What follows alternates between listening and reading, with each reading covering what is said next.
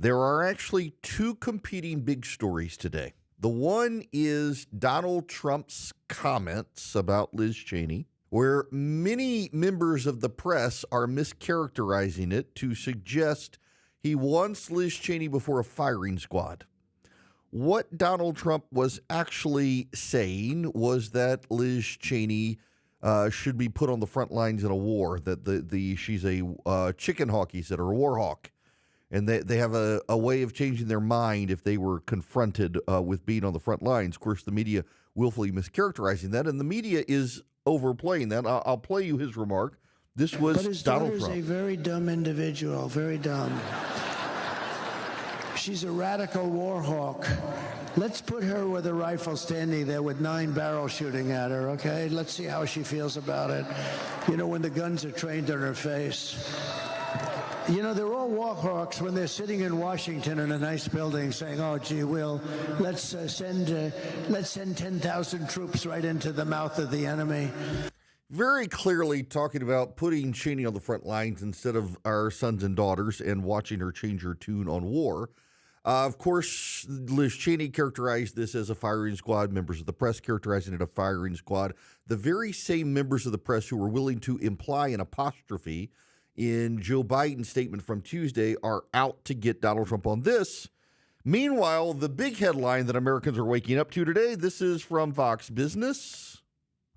Private sector jobs, negative 28,000. Negative. Okay, we were looking for 90,000 added, negative 28,000 on private. Factory jobs, a loss of 46,000 jobs. Government jobs, we added 40,000 government jobs.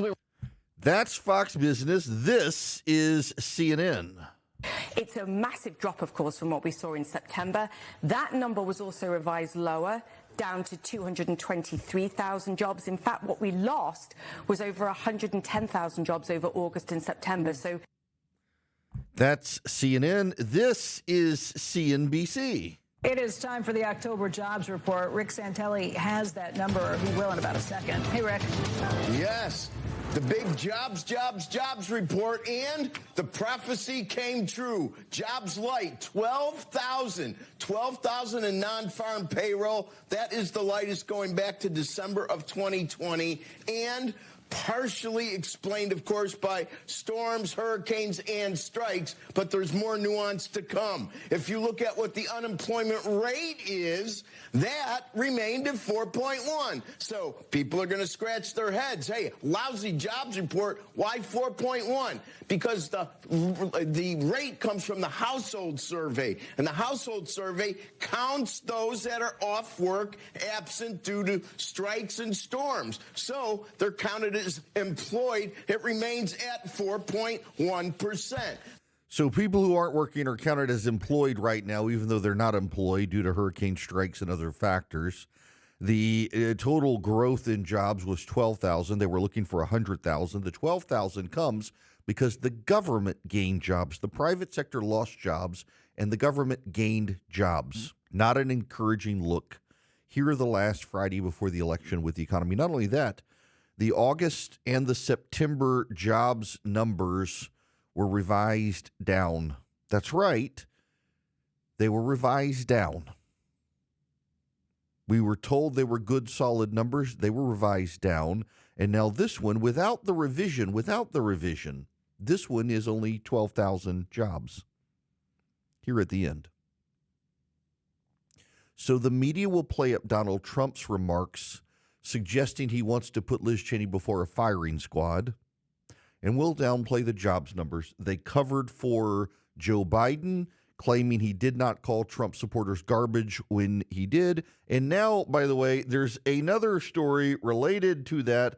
The stenographers are now at war. Here is Peter Ducey on Fox News.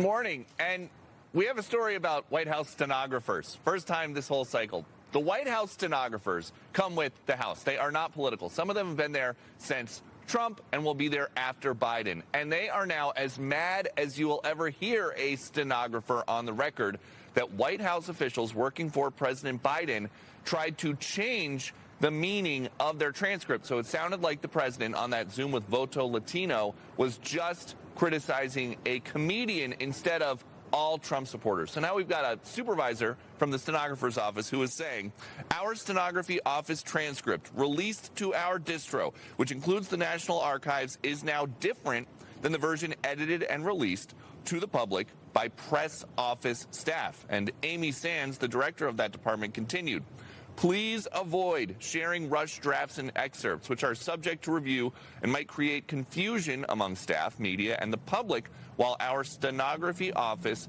completes a thorough review process. The White House is not explaining what exactly happened here, just to say the president confirmed in his tweet on Tuesday evening that he was addressing the hateful rhetoric from the comedian at Trump's Madison Square Garden rally. That was reflected in the transcript. And they're getting some help keeping MSG top of mind from J-Lo. At Madison Square Garden, he reminded us who he really is and how he really feels.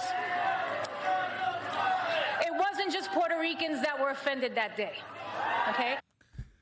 And there you go. So we got a battle over the stenographer and what he actually said. We have a battle over the jobs numbers. Now we have a battle over Donald Trump. I do have to say, did y'all see that Jets game last night? Not to rub salt in the wounds of the Jets fans out there, but the one of the Jets players was making a touchdown and dropped the ball right as he was crossing into the end zone, and it was not a touchdown after all. Donald Trump on stage with Tucker Carlson. If this race is so close, y'all. As I have said all week long, every misstep, every mistake, every foible, every faux pas matters. Starting the week with Madison Square Garden and Tony Hinchcliffe.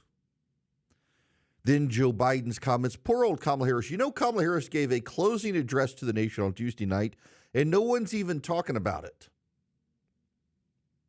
Kamala Harris had a bad week. She was given the perfect opportunity by Donald Trump and his team with the Madison Square Garden rally. And here at the end of the week, she's hoping to pick it back up with Liz Cheney, but it's also in competition with the jobs numbers of the Biden-Harris economy. And Joe Biden's garbage comments. And Donald Trump getting in a garbage truck.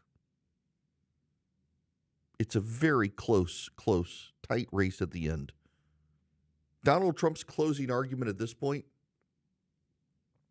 seems to be too much high on his own supply here the Friday before the election. Fan service, not persuading people. But Kamala Harris at the same time isn't doing herself any favors. It's like both sides here at the end are exhausted, getting off message, being distracted by other things, distracting themselves.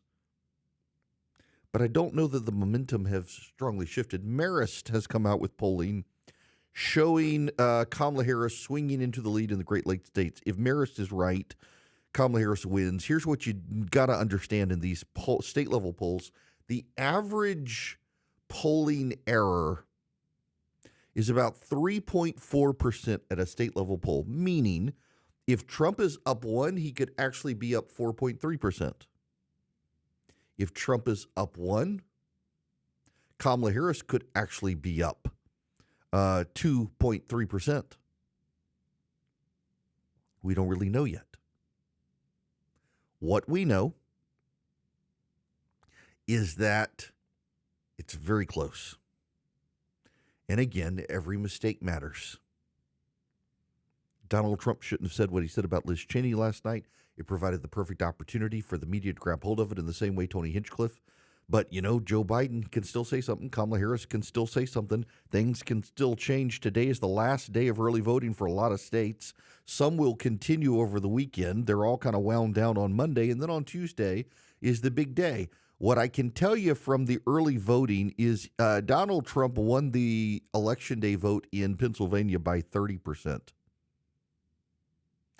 Based on the pattern, and again, we don't know who people are voting for, but if you assume partisan turnout equates to a partisan vote, if Trump wins by 10 to 15% on Election Day in Pennsylvania, he's probably won Pennsylvania. But we don't know.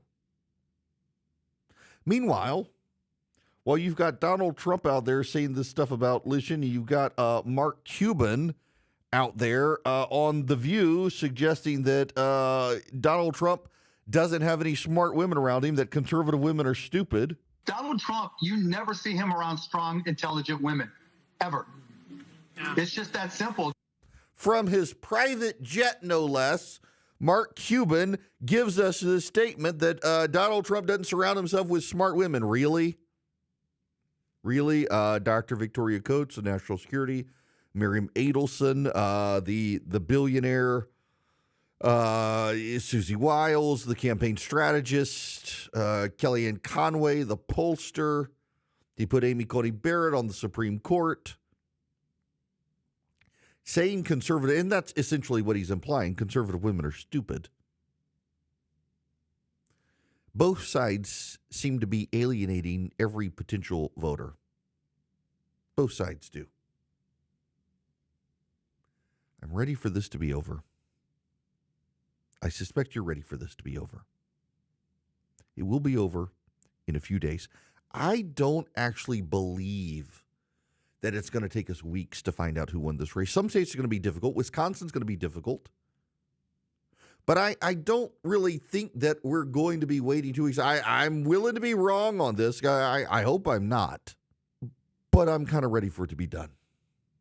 And I kind of think that the closing arguments are going to be overshadowed by a jobs number that is absolutely not good. The jobs number is just not good. 12,000 private sector jobs, and they're actually not really even private sector jobs. They're jobs caused by government. And that's a reflection on Kamala Harris and Joe Biden. But here's the thing. Donald Trump needs to focus on this for the next couple of days. Leave Liz Cheney alone. Focus on the jobs and focus on the American Orthodox Jew in Chicago who was shot by a Muslim illegal alien. Focus on those things. Barnstorm the country and win. What's notable is that Donald Trump is doing more events daily than Kamala Harris, and he's going to more states daily. Kamala Harris is just in Wisconsin tonight. Donald Trump is in Michigan and Wisconsin. Yesterday, Kamala Harris was in Arizona and Nevada. Donald Trump was in Arizona, Nevada, New Mexico. And that's the thing that is raising my spidey sense at the end. The Republicans are putting money into states that shouldn't be in play, and Kamala Harris is taking money out of states that should be in play. And that's kind of my red flag moment here at the end of the race of where the trajectory probably is. It means the Republicans are going to take the Senate, and Donald Trump, I mean, the momentum is still headed in his direction. But God bless him, he needs to not do fan service the next 3 days and just make a persuadable case to undecided voters, of which there are still many.